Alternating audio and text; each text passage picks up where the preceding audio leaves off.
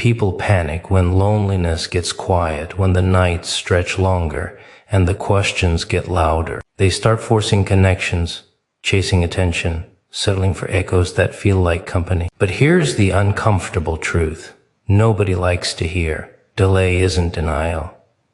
Sometimes it's protection. Sometimes it's preparation. While you're busy wondering why it hasn't happened yet, something unseen is rearranging paths, removing distractions, breaking patterns you kept mistaking for love. Not to punish you, not to tease you, but to make sure when the real one arrives, you don't miss them by choosing familiar pain over unfamiliar. Peace lays protection, not rejection.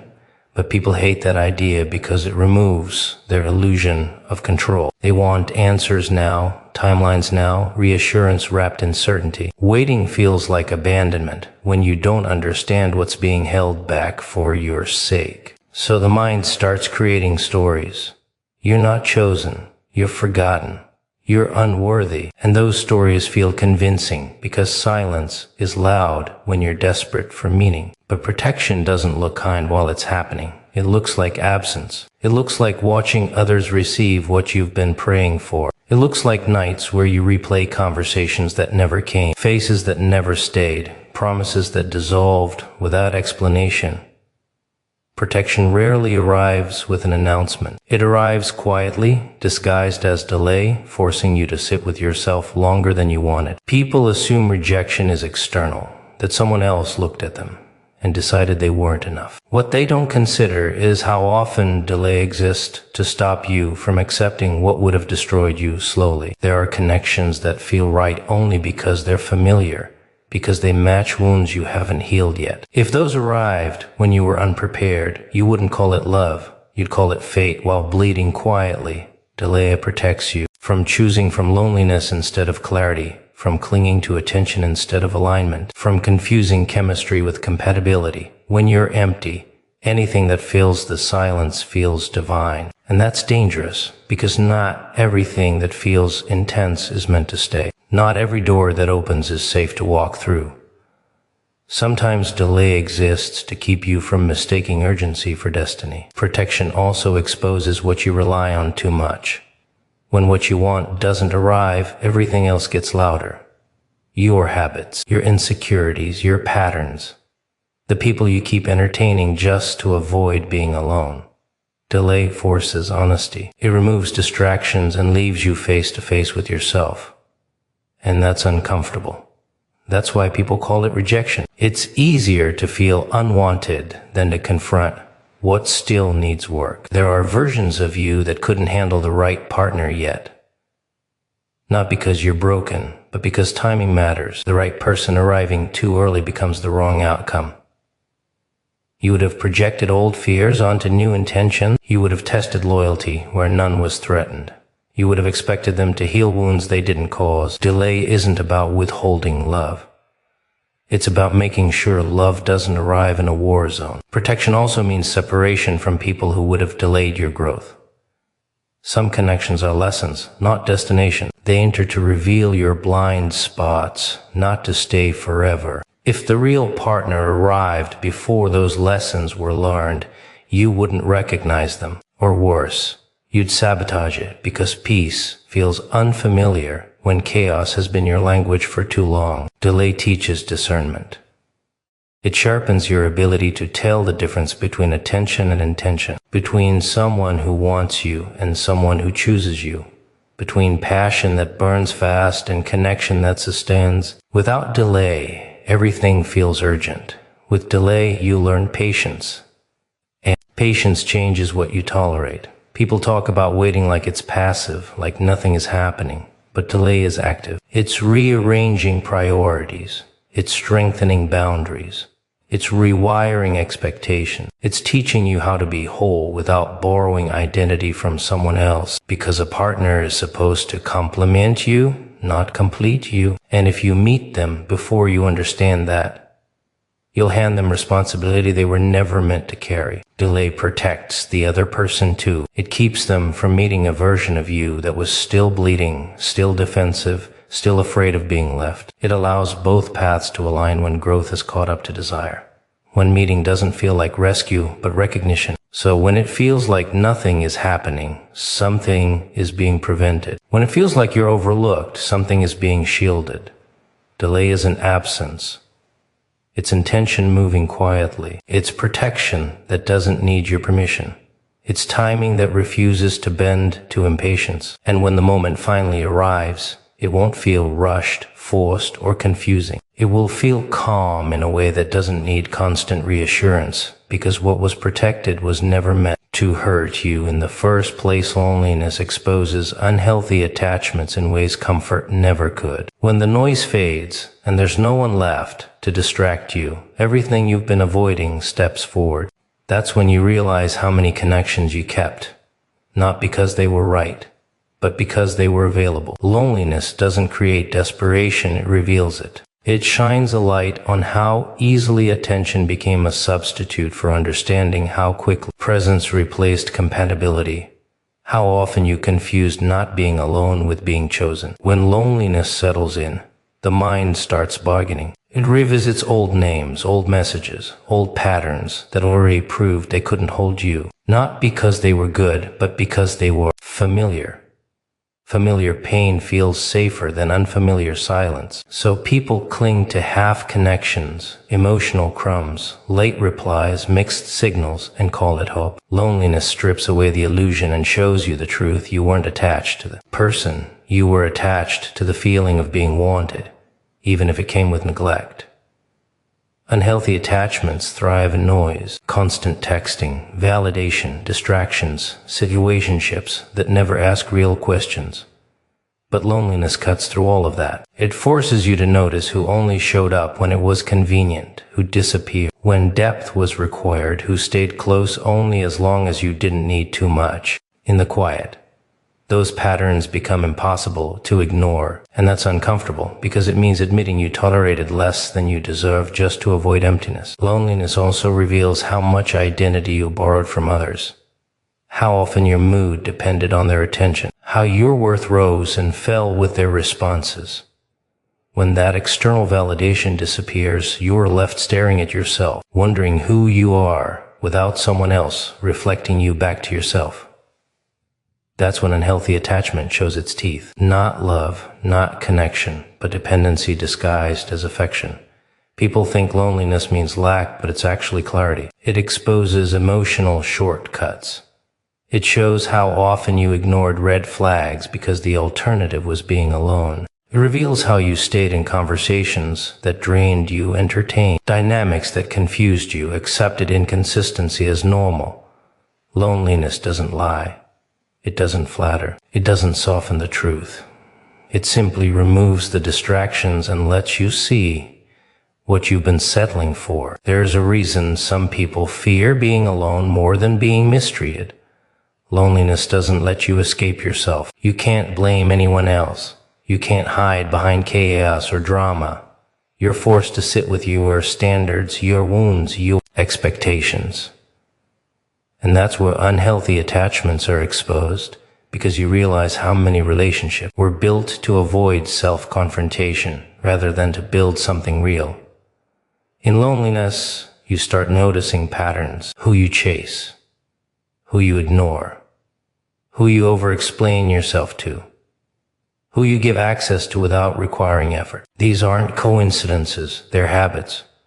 And habits reveal wounds. Loneliness gives you the space to see them clearly, without distraction, without excuses. It shows you that some connections weren't meant to grow. They were meant to teach you what happens when you abandon yourself. Unhealthy attachments often feel intense, dramatic, emotionally charged. They keep you busy. Lonely nights expose how hollow they actually were. How much noise they made without offering stability, how much effort you gave without receiving safety.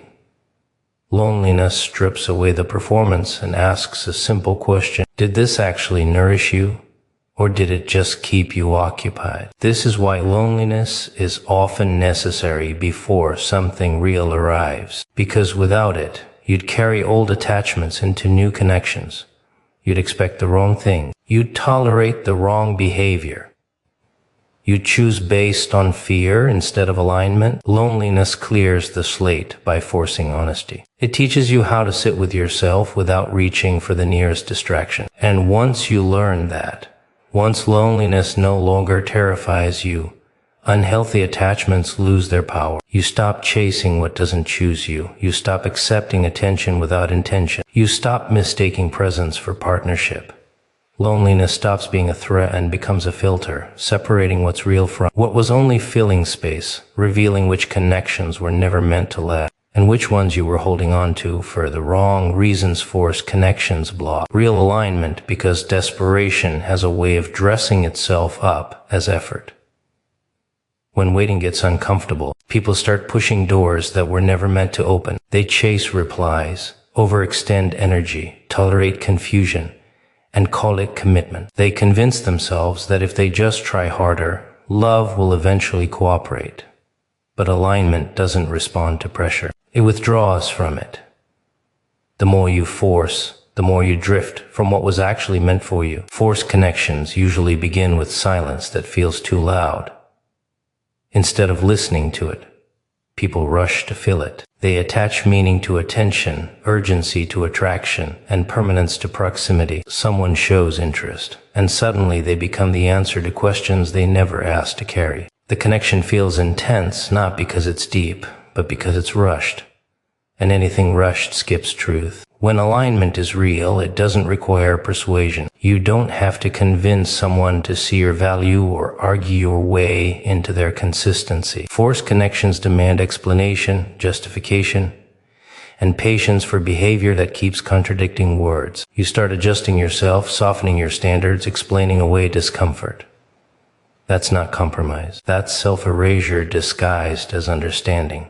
The danger of forced connections is that they teach you to ignore your instincts. That tight feeling in your chest, the recurring doubt, the sense that something is off, you silence it because you want the connection to work. You override intuition with hope, and hope, when misused, becomes denial.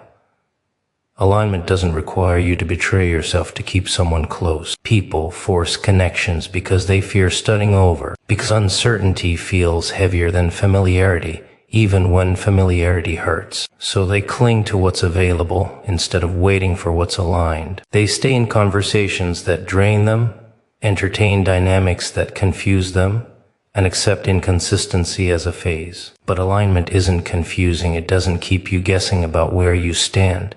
It doesn't require constant reassurance to survive. Forced connections also distort timing. You meet someone and immediately try to make them permanent. You rush intimacy, accelerate expectations, and skip the process of actually knowing each other. Alignment unfolds naturally. It reveals itself over time through consistency, effort, and mutual clarity. Forcing compresses time and creates an illusion of closeness that collapses under pressure. There's also ego involved. People force connections to prove something to themselves, to others, to their past. They want to show they're chosen, wanted, desirable. So they accept half effort and dress it up as potential. They stay where they're tolerated instead of celebrated. Alignment doesn't feel like auditioning. You don't have to perform to earn your place in someone's life. Every forced connection blocks real alignment because it occupies space. Emotional space, mental space, time, energy. While you're busy managing confusion, you're unavailable for clarity. While you're trying to fix what's unstable, you miss what's steady. Alignment can't compete with chaos you refuse to let go of. Forced connections often come with anxiety. You reread messages. You overthink tone. You wonder if you said too much or too little. You feel relief when they respond and tension when they don't. That emotional volatility isn't passion. It's misalignment triggering insecurity. Real alignment feels calm. Not boring, calm. It doesn't hijack your nervous system. The hardest part is admitting that effort isn't always noble. Sometimes effort is just fear working overtime. Fear of being alone.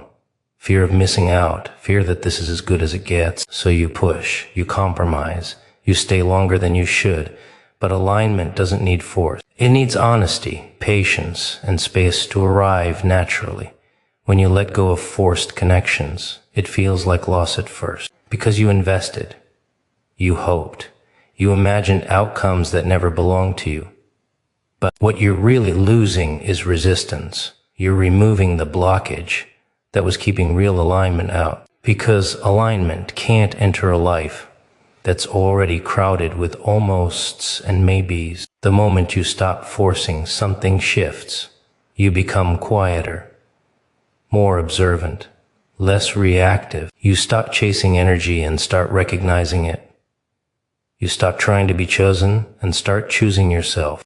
And in that space, alignment finally has room to show up, not loudly, not dramatically, but with a steadiness that doesn't need to be proven or pursued. Preparation happens in unseen seasons, the kind nobody applauds, the kind that doesn't come with witnesses or confirmation. People only respect transformation when it's loud, when results are visible, when success announces itself. But the real work is quiet. It happens when nothing seems to be moving, when prayers feel unanswered, when progress looks suspiciously like stagnation. That's when preparation is most active, even if it feels like abandonment.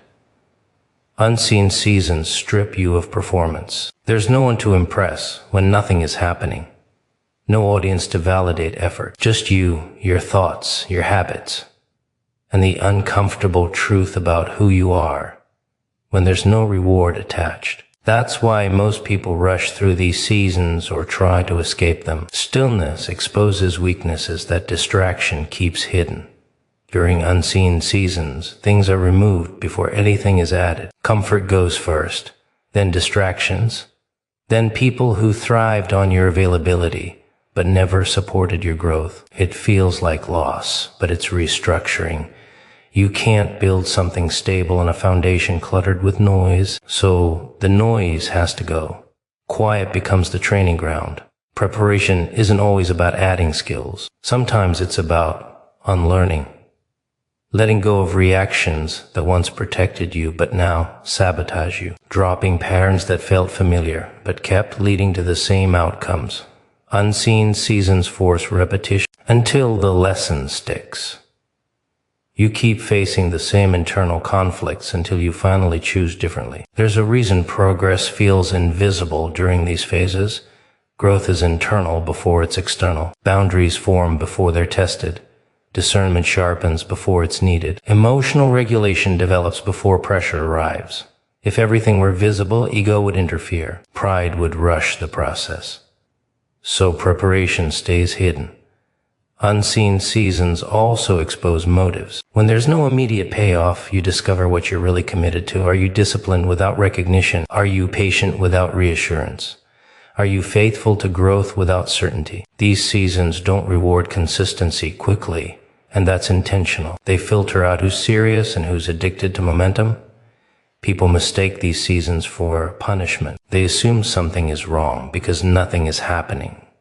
But inactivity on the surface often means alignment underneath. Timing is being calibrated. Weak points are being reinforced. Gaps are being closed. If things move faster, they'd collapse under pressure later. Preparation also changes perception. You start noticing things you ignored before. Red flags you once rationalized. Patterns you once defended. Your tolerance for chaos drops. Your need for validation quiets. You become harder to manipulate, not because you're colder, but because you're clearer. In seen seasons, confidence is rebuilt quietly, not the loud kind that seeks approval, but the grounded kind that doesn't need to explain itself. You stop reacting to everything. You stop chasing clarity from people who benefit from your confusion. You learn to sit with uncertainty without panicking. That's preparation. The irony is that unseen seasons feel longest right before transition. Pressure increases, doubt gets louder, comparison creeps in. You start questioning whether anything you're doing matters. That's usually when structure is almost complete. That's when impatience threatens to undo what discipline has built. Preparation also protects what's coming. If the next chapter arrived too early, it would expose unhealed parts of you. It would amplify insecurity. It would turn opportunity into stress. So preparation delays arrival until capacity catches up with desire, until you can hold what you asked for without dropping it. These seasons don't announce completion. There's no signal, no countdown. One day, things just move. Conversations shift. Opportunities align. Connections feel different. And people call it luck. They never see the quiet work that made it sustainable. Unseen seasons teach you how to move without applause, how to trust without evidence, how to grow without permission. They take away the illusion that momentum equals progress. They replace it with depth. And when the season changes, when visibility returns, when movement becomes obvious, you don't rush, you don't cling, you don't panic. Because preparation already adjusted your posture, your expectations, your reactions. You move differently now, calmer, sharper, less impressed by noise, less threatened by delay. Because you know the most important work never needed an audience, it needed patience, consistency, and the willingness to keep building when it looked like nothing was happening. Patterns must break before purpose arrives, and that's the part nobody warns you about. Because it sounds like sabotage when it's actually surgery. People think purpose shows up and fixes everything, like some dramatic entrance that suddenly makes sense of the mess. But purpose doesn't walk into clutter. It waits until the cycles that keep repeating themselves finally collapse. And cycles only collapse when you stop protecting them. Patterns are comfortable even when they hurt. That's the trick. You already know how the story goes, how it starts, how it disappoints you, how you recover just enough to repeat it again. Familiar pain feels safer than unfamiliar peace, because at least you know where it leads. So you call it bad luck, bad timing, bad people, anything except what it really is. Repetition you keep choosing because it doesn't ask you to change. Breaking patterns feels like loss at first. You stop responding the same way. You stop chasing the same type of energy. You stop explaining yourself to people who were never listening. And suddenly there's silence. No chaos. No emotional roller coaster. Just space. And space is terrifying when your identity was built around reaction and survival. Patterns don't just exist in relationships. They live in how you tolerate disrespect, how you delay growth, how you abandon discipline the moment motivation fades, how you seek validation instead of alignment. These habits run quietly in the background, shaping outcomes while you focus on surface-level problems. Purpose doesn't arrive to negotiate with these patterns. It waits until they're dismantled. People ask why the same situations keep finding them. Same disappointments, same betrayals, same endings, different faces, same outcome. That's not coincidence. That's pattern recognition trying to get your attention. Until you respond differently, life keeps sending the same lesson in different packaging. Breaking a pattern requires discomfort. You feel exposed without your usual responses. You feel unsure without your usual distractions. You feel lonely without the familiar noise. That's where most people retreat back to what they know. They mistake discomfort for danger and growth for loss. So the pattern survives and purpose stays distant. Purpose demands capacity. It brings responsibility, not just reward. If your patterns are rooted in avoidance, impulsiveness, or fear, purpose would collapse under their weight. So something intervenes, opportunities delay, doors close, connections fall apart, not because you're unworthy, but because the foundation isn't stable yet. Patterns break when you stop reacting automatically, when you pause instead of chasing, when you observe instead of defending, when you choose differently, even when it feels unnatural. That's when identity starts shifting. An identity shift always comes before purpose alignment. There's grief in breaking patterns. You mourn versions of yourself that thought they needed chaos to feel alive. You let go of roles that once protected you. You stop being the fixer, the overgiver, the one who stays too long. That grief is real, but it's necessary. Purpose doesn't coexist with self-betrayal. People romanticize purpose but ignore the pruning that comes first. Old habits fall away. Certain people can't come with you. Some dreams dissolve because they were rooted in ego, not alignment. That feels unfair until you realize those things were never designed to survive the next version of you. Breaking patterns also changes your standards. What you once tolerated now exhausts you. What once excited you now feels shallow. What once felt urgent now feels unnecessary. And that's when life starts responding differently, not because you demanded more, but because you finally stopped accepting less. Purpose isn't hiding from you. It's waiting for consistency, waiting for boundaries, waiting for you to stop recycling lessons and start integrating them. Patterns are loud. Purpose is quiet. And until the noise settles, you won't hear it clearly. When patterns break, things feel empty before they feel meaningful. That gap scares people into rebuilding the same cycles. But if you stay in it long enough, something shifts. Decisions become cleaner. Desires become clear. You stop forcing outcomes. You stop chasing validation. You start recognizing alignment without needing to convince yourself. Purpose arrives when you no longer need it to save you. When you've already done the work of breaking what kept you small. When you're no longer repeating the same story hoping for a different ending. When the patterns that once defined you lose their grip and fall apart quietly, making room for something that doesn't need to repeat itself to feel real. Healing precedes true partnership, and that truth irritates people who want love to arrive like a rescue mission. They don't want healing first, because healing asks questions they've been avoiding. It asks why the same patterns repeat, why certain behaviors feel familiar, why chaos feels exciting, and calm feels suspicious. People want connection to distract them from their wounds, not expose them.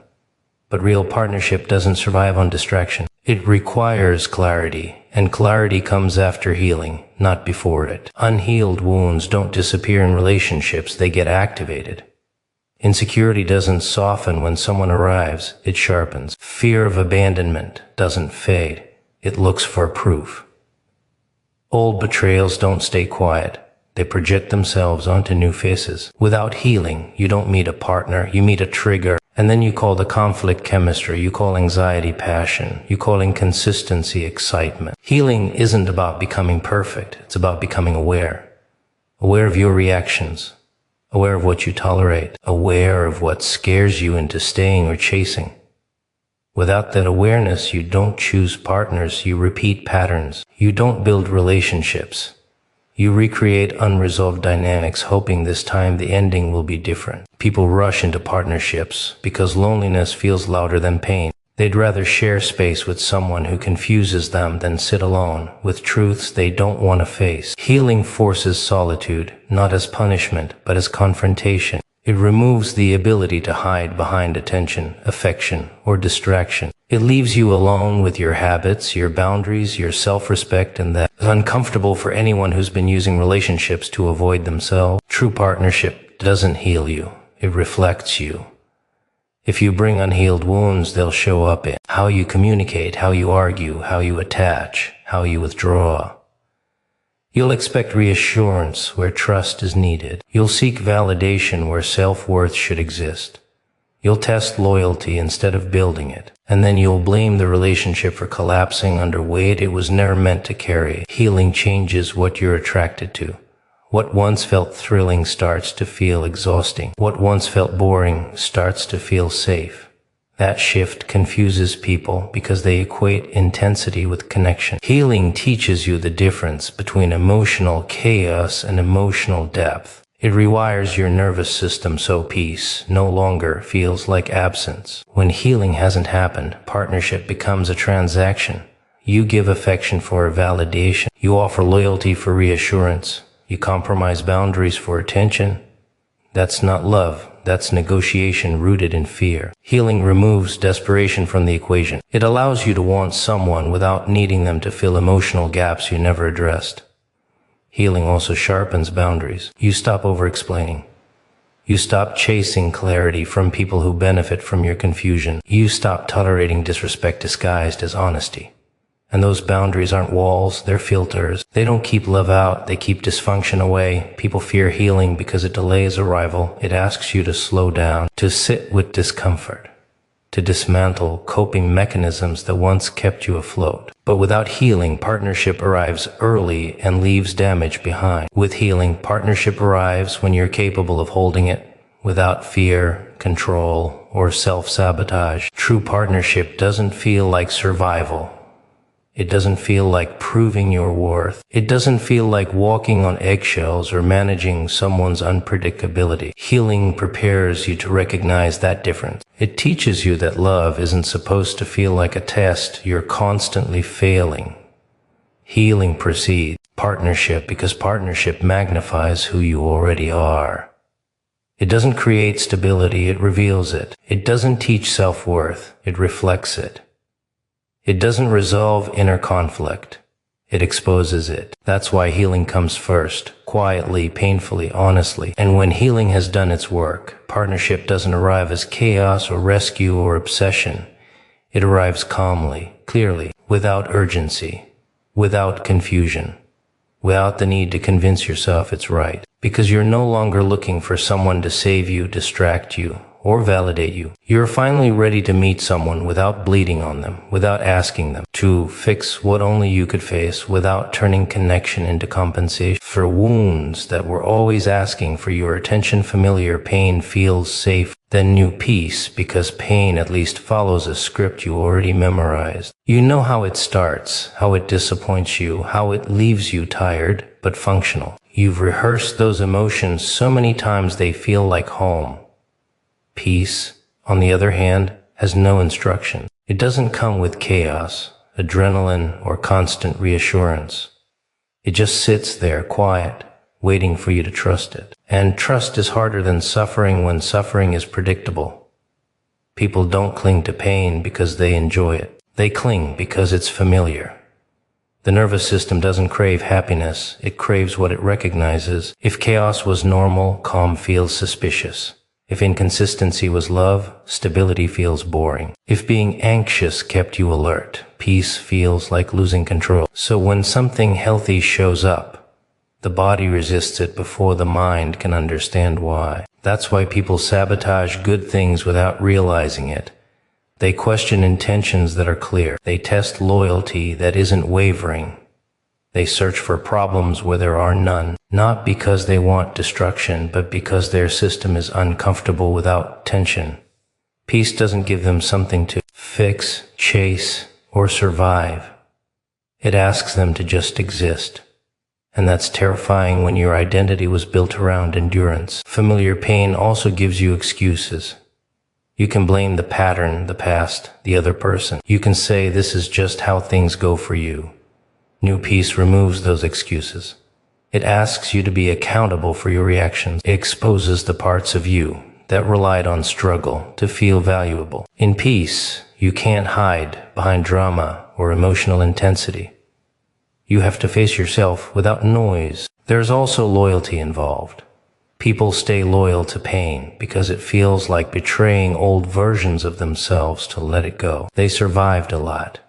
They adapted. They learned how to function in dysfunction. Letting go of that feels like saying it was all for nothing, so they keep choosing what hurts, because at least it validates their past. Peace doesn't validate survival stories, it rewrites them. New peace requires unlearning. It requires sitting in silence without checking for danger. It requires accepting kindness without suspicion. It requires believing consistency isn't temporary. And that goes against everything pain taught you. Pain taught you to stay alert, to read between lines, to prepare for disappointment. Peace teaches you to rest, and rest feels undeserved when you've been in survival mode for too long. That's why people say they want healthy love but chase emotional roller coasters. The highs feel earned because the lows hurt so much. Peace doesn't come with fireworks, it comes with reliability. And reliability feels empty when you've been conditioned to equate love with intensity, so you call peace dull. You call it lacking chemistry. You walk away and return to what hurts, because at least it makes you feel something familiar. Familiar pain also feeds the ego. It lets you play the role you know well, the fixer, the forgiver, the one who stays. Peace takes those roles away.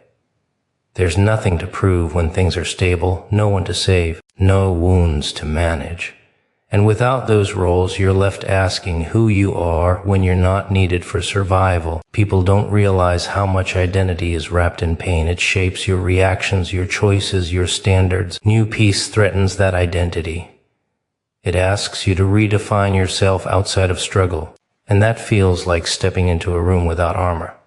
You don't know who you'll be without the weight you've been carrying. The shift from pain to peace isn't dramatic. It's awkward.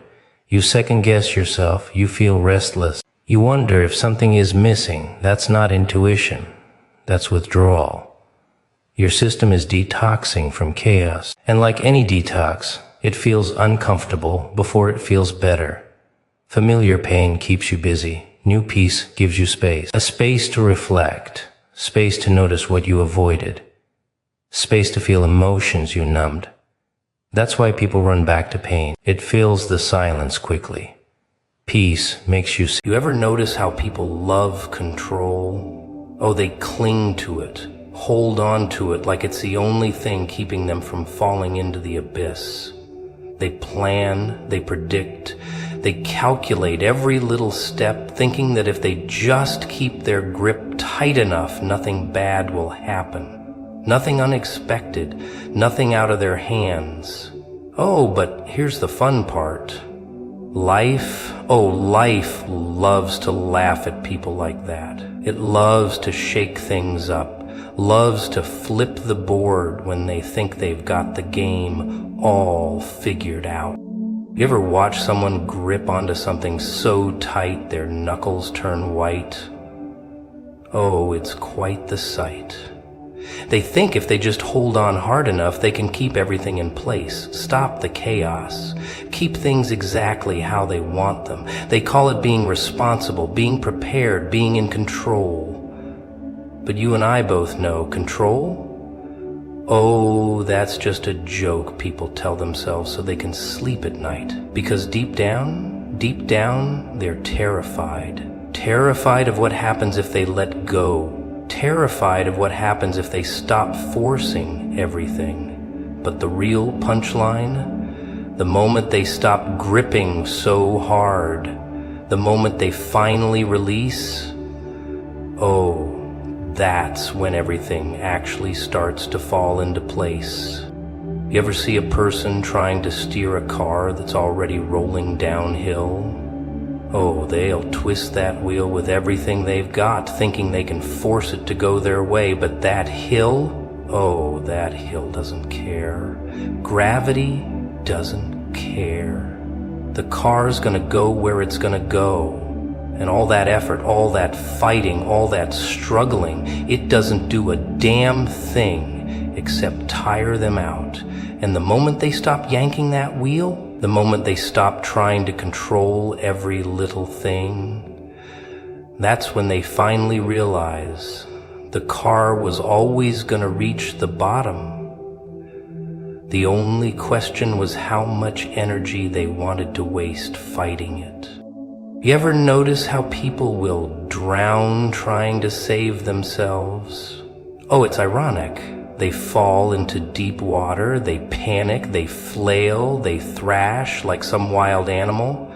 But the harder they fight, the deeper they sink. The more they struggle, the more they lose control. And the whole time, the only thing they had to do, the one thing that would have saved them, is just stop, just relax, just trust the water to hold them up. Because it would have.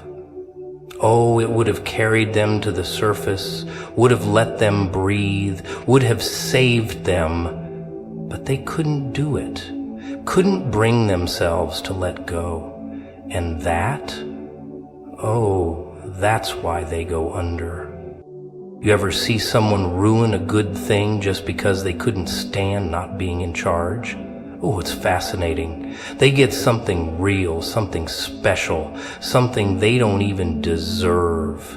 And instead of just letting it happen, instead of just accepting it, they start poking at it, start questioning it, start trying to control it. And before they even realize what they've done, poof, it's gone, slipped right through their fingers, and then they sit there, staring at the empty space where it used to be, wondering what went wrong. Oh, but deep down,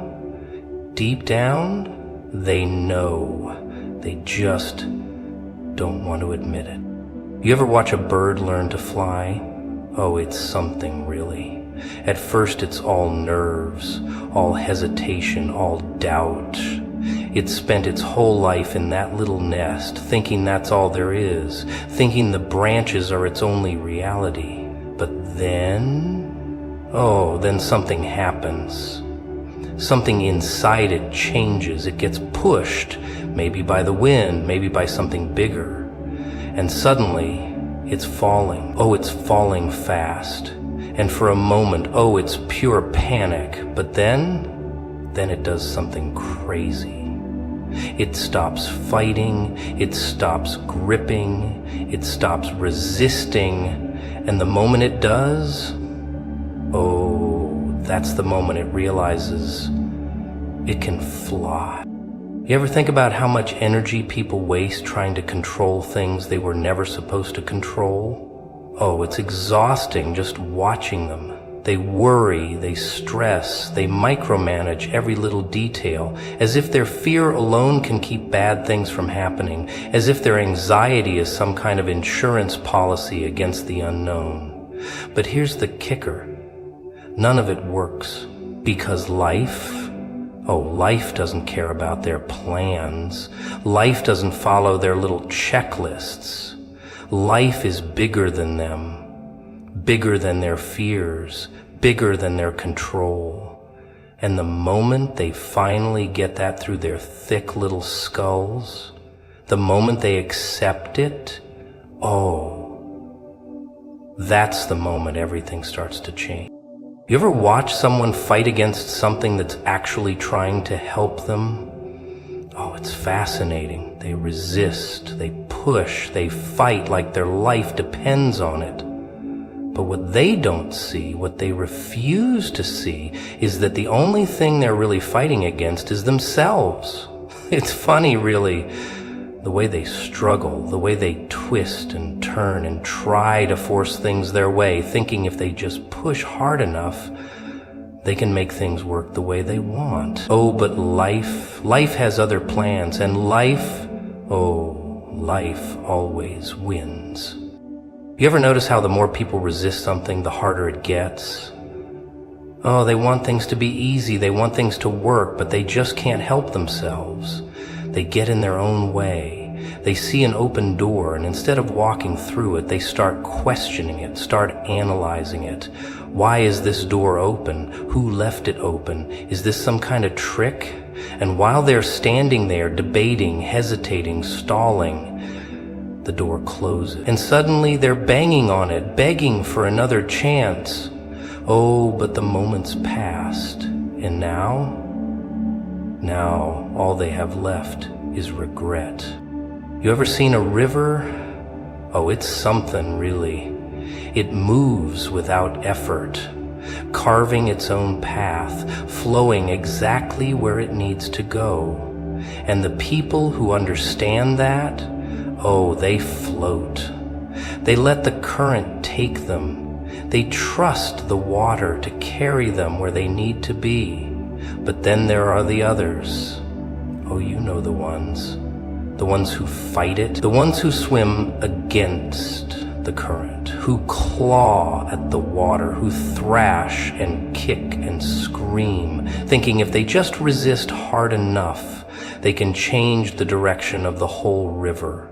Oh, it's painful to watch, because they never win. They just exhaust themselves, and sooner or later, they go under. You ever notice how people make their own suffering worse? Oh, it's quite the show. They hold on to things they were never meant to carry. They replay the same thoughts, the same fears, over and over in their heads like some broken record, convincing themselves that if they just worry enough, they can change what's coming. Oh, but life doesn't work that way.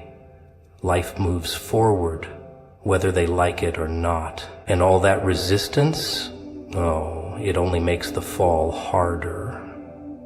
The ones who understand that, oh, they move differently. They accept what is. They let go of what they can't control. And you know what happens? Oh, suddenly, life doesn't seem so cruel anymore. You ever see a person stuck in a storm, clinging to a tree like it's the only thing keeping them alive? Oh, they hold on for dear life, thinking that if they just grip tight enough, they can beat the wind, can fight the storm, can make it stop. But storms don't work like that. Storms don't listen to their little pleas. And while they're there, struggling, suffering, resisting, there's someone else. Someone who doesn't fight it. Someone who leans in. Who lets the wind take them. Who understands that sometimes the only way through the storm is to move with it. You ever see someone take a deep breath for the first time in a long, long time? Oh, it's something, really. They've spent years gripping, controlling, forcing things. And then one day they stop. They drop their shoulders, they unclench their fists, they breathe.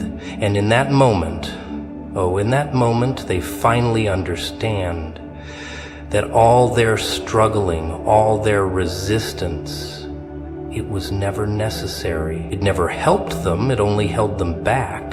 And when they finally let it go, oh, that's when the real magic starts to happen. You ever notice how people only trust something when they can see it? Oh, they need proof, need evidence, need every little piece to fit into their neat little puzzle before they believe. They want a guarantee, a signed contract, a little whisper in their ear that says, yes, everything's going to work out exactly how you want it to. But life, oh, life doesn't work that way. Life doesn't hand out reassurances. It doesn't send you a memo before it turns everything upside down. No, life just moves. With or without you. And the ones who can't trust it, oh, they get left behind. You ever see someone standing at the edge of a diving board, toes curled, heart pounding, staring down at the water below? Oh, they want to jump. They know they should jump. But their mind, their mind starts whispering, what if you fall wrong? What if you hit the water too hard? What if... And suddenly they freeze, they get stuck. They start convincing themselves that maybe they shouldn't jump after all. And while they stand there, overthinking, hesitating, wasting time, someone else just leaps. No hesitation, no questions, no second guessing. And you know what happens? Oh, they hit the water just fine. They come up laughing. And the one still standing on the board, oh, they're left with nothing but regret. You ever notice how people only trust the process after it works out? Oh, it's hilarious. They'll doubt, they'll question, they'll argue, they'll panic. But then somehow things start falling into place. Somehow all those little pieces they thought were random start coming together, and when it finally clicks, oh, suddenly they're believers. Suddenly they're telling everyone how they knew it would work out. But the real question is, why couldn't they believe before? Why did they need to see it first? Why did they waste so much time worrying when all they had to do was trust? You ever see someone refuse to step forward just because they don't have all the answers? Oh, it's tragic, really. They get an opportunity, a door opens, a chance appears right in front of them, but instead of walking through it, they stop. Wait. What if this goes wrong? What if this isn't the right path? What if I fail? And while they're there, stuck in their little spiral of doubt, the door, oh, it closes and they don't even realize it until it's too late. And then they spend the rest of their lives wondering what would have happened if they'd just trusted the moment, if they'd just moved before they had all the answers. But by then, oh, it's too late. You ever see a tightrope walker? Oh, now that's trust. Walking across nothing but a thin little rope high above the ground, one wrong step away from disaster. But do they hesitate? Do they second guess? No, no, no. They move forward because they know hesitation will make them fall. They trust the rope, trust their training, trust their own ability to keep moving forward. Because the second they start doubting, the second they let fear take over, oh, that's when they slip. That's when they go down. And that's the difference between the ones who make it and the ones who don't. You ever notice how some people move differently? Oh, they don't need to see the whole picture. They don't need proof, don't need guarantees, don't need some magic sign telling them everything's going to be okay. They just go. They step forward even when the road isn't clear. They take risks even when they don't have all the answers. They trust, not because they know what's coming, but because they understand something most people don't. That the ones who wait for certainty, oh, they stay waiting forever. But the ones who trust, the ones who move before they see, oh, they're the ones who actually get somewhere. You ever notice how people love control? Oh, they need it. They cling to it like it's the only thing keeping them from falling apart. Every little detail, every little step, planned, predicted, locked in tight so nothing can go wrong. Because if they're in control, then nothing bad can happen, right? Oh, but life has other ideas. Life doesn't follow their little schedules. It doesn't care about their neatly organized plans. No, life laughs at control.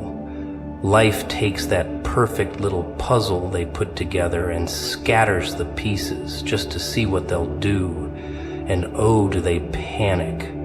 They scramble, they fight, they try to force things back into place. But the harder they fight, oh, the worse it gets. You ever seen someone holding onto something so tightly that they don't even realize it's hurting them? Oh, it's quite the sight. Their hands clenched, their knuckles white, holding on like their life depends on it. Maybe it's a plan that isn't working. Maybe it's a person who's long gone. Maybe it's an idea, a dream, an expectation of how things were supposed to go. And instead of letting go, instead of adjusting, instead of trusting that maybe, just maybe, things are falling apart for a reason, oh no, they hold on even tighter. But you ever try to grab something with your fists clenched?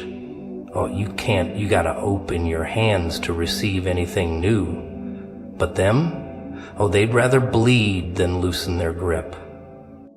You ever see someone trying to force a door open that just won't budge? Oh, it's tragic, really. They push, they shove, they bang their fists against it, demanding that it open. This is the way I planned. This is what's supposed to happen. This is how my life is supposed to look. And while they're there, screaming at a locked door, wasting all their energy, what they don't notice, oh, what they refuse to notice, is that there's another door, wide open right behind them. But do they turn around? No. Do they stop to see if maybe, just maybe, there's another way? No. They keep fighting for something that's already been decided, something that's not for them. And in the end, oh, they blame the door. They say life is unfair, that they never got a chance, that everything was against them. You ever watch someone drowning but they refuse to stop struggling? Oh, it's a sad thing to see. They thrash, they panic, they waste all their energy trying to fight the water, trying to control their way out of something they were never meant to control. But you know what saves a drowning person? Stillness, letting go, floating. The moment they stop resisting, the moment they trust the water to hold them up, that's when they survive. But not everyone figures that out. Some people go under because they can't accept that they were never meant to control the water in the first place. You ever notice how the ones who trust, really trust, move differently? Oh, they don't fight against every little thing. They don't panic when things don't go their way. They don't waste time trying to force things that aren't meant for them. No, no, no. They adjust, they adapt, they step back, take a breath, and let life show them what's next instead of trying to demand it. And somehow, things just work out for them, not because they fought harder, not because they forced the pieces into place, but because they let go, because they understood what so many people never do, that real power isn't in control. Real power, real power is knowing when to release. You ever notice how people only look up when they're at their lowest? Oh, it's funny, really. When life's good, when everything's going according to plan, they walk around like they own the place, like they've got it all figured out. No questions, no doubts, no need to ask for anything. But the moment life takes a turn, the second things stop making sense, suddenly they're desperate for direction. And that's when they start talking to the sky, asking for signs, begging for help. But let me ask you something. Why does it have to get that bad before they start paying attention? You ever see someone ignoring every single warning sign until it's too late? Oh, it happens all the time. They get little hints, little nudges, little moments that tell them, hey, maybe you should slow down, maybe you should think this through, maybe you should look at things differently. But do they listen? Oh no, they keep going, full speed ahead, because they think they know best. They think they've got it all under control. And then, then they hit a wall. Everything crashes. And only then do they stop and say, maybe I should have listened. But by that point, the damage is already done. You ever watch someone running in circles, trying to fix something that was never theirs to fix?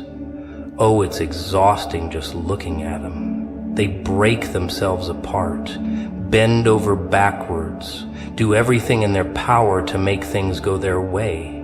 And every time it doesn't work, they just try harder, as if forcing something is the same as earning it, as if desperation is the same as faith. But the truth? The truth is that the moment they step back, the moment they stop forcing everything, that's when things actually start to change. But most people, they don't get that. They think if they just push a little harder, if they just try a little more, they can make things happen. But that's not how this game works. That's never how it works. You ever see someone right on the edge of something big, but they let fear keep them from stepping forward? It's painful to watch. They want to move. They know they should move, but the second they get close, they freeze. They start second-guessing everything. What if I fail? What if it's the wrong choice? What if things don't work out the way I want them to? And just like that, they stop themselves before they even start. But what they don't realize, what they refuse to realize, is that the biggest moments, the biggest changes never come with guarantees. You gotta move before you see the result. You gotta step out before you know exactly where it's gonna lead. But some people, they just stand there, stuck, while the opportunity slips right past them. You ever notice how the people who actually see the biggest changes aren't the ones who try to control everything? Oh no, they're the ones who know when to let go. When to stop fighting battles that aren't theirs. When to stop worrying about things they can't fix. When to stop trying to manipulate every little detail and just trust that maybe, just maybe, things are working out in ways they can't see yet. And you know what happens when they do that? Things start falling into place. Doors start opening. Pieces start coming together. Not because they forced it. Not because they earned it. But because they allowed it. But most people never get to that point. They're too busy clenching their fists, too busy trying to wrestle with things that were never theirs to control in the first place. And by the time they realize that, they've already lost what was waiting for them. You ever notice how people want proof before they believe? They want guarantees, they want evidence, they want everything laid out in front of them before they take a single step. Show me it's gonna work and then I'll trust. Prove to me it's the right path and then I'll move. But that's not how things work, is it? No, no, no. Life doesn't hand out assurances. Life doesn't give you a neat little roadmap with all the answers spelled out. No, life demands that you leap first, and only then, only after you've stepped into the unknown, do you start to see why it had to be that way. But most people never make it that far, because they want the certainty before the action. And that's a little problem. You ever see someone sitting at a crossroads, staring at all their options, paralyzed by the fear of making the wrong choice? They think, and they think, and they think. What if this path leads to failure? What if that one makes things worse? What if I step forward and everything falls apart? So instead of choosing, instead of trusting, instead of moving, they just sit there. Stuck, waiting for some magical sign to appear, something to whisper in their ear, this is the one, go this way. But life? Life doesn't work like that. Life doesn't coddle indecision. Life isn't going to hand you a flashing neon sign saying, yes, this is the right move. No, no, no. You move first, you act, and only when you're in motion do the answers start to reveal themselves. But waiting? Waiting just keeps you exactly where you are, watching everyone else move while you rot in hesitation. You ever watch someone get so close to something they've been waiting for, only to start doubting it the second it arrives? It's a sight to see. They prayed for this moment, they hoped for it, they dreamed about it, and then it shows up and suddenly they're questioning everything. Is this really for me? Am I ready? What if I can't handle it? What if it's all too good to be true? And just like that, they sabotage themselves. They turn away from what they wanted because deep down, they don't believe they deserve it. They don't trust that something good could actually be for them. And so they hesitate. They pull back. And before they know it, that opportunity slips right through their fingers. And then what do? Then they complain. Then they cry about how unfair life is, how nothing ever works out for them. But was it life, or was it them? You ever notice how people think trust means everything will go smoothly? They think if they believe, if they have faith, if they just hold on tight enough, everything will be easy. No obstacles, no struggles, no doubts. But that's not trust, is it? No, no, no. Trust isn't about avoiding problems. Trust isn't about skipping the struggle. Trust is about walking through the mess, through the uncertainty, through the chaos, knowing that even when it looks like everything's falling apart, it's actually falling into place. But most people, they bail at the first sign of trouble. The moment things get hard, they assume they took the wrong path. This must not be for me if it's this difficult. And they give up. They turn back, never realizing that what they wanted was right on the other side of that storm. You ever see someone fighting so hard for something only to let go right before it was about to happen? It's tragic, really. They struggle, they push, they endure so much, and then, just when they're inches away, just when the breakthrough is right there, they decide it's too much. They quit, and they walk away, never realizing how close they were. You see, the thing about trust, it's not just believing when things look good. No, no, no. Trust is believing when things look their worst, when it makes no sense, when everything in you is screaming to give up, but you don't. That's where most people fail. They can handle trusting when things are easy, but when the road gets rough, when they can't see the outcome, that's when they break. And that's the test, isn't it?